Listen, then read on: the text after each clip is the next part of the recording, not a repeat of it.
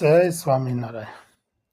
દેવોને પણ દુર્લભ એવો મનુષ્ય જન્મ, અને તે પણ આવા દિવ્ય સત્સંગમાં જન્મ પામીને આપણે આપણા આત્માનું આત્યંતિક કલ્યાણરૂપ કાર્ય કરી લેવું એ જ સૌથી મોટો લાભ છે.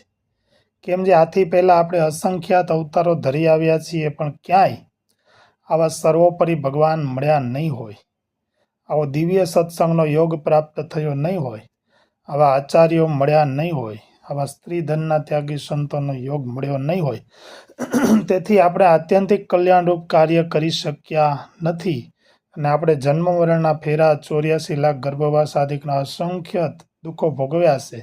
ને હજુ પણ જો આપણે જેવો છે તેવો શ્રીહરિનો તથા સંતનો મહિમા બરાબર નહીં જાણીએ તો જન્મ મરણના ફેરા 84 લાખ ગર્ભવાસ આદિકના ફેરા ભોગવવા જ પડશે.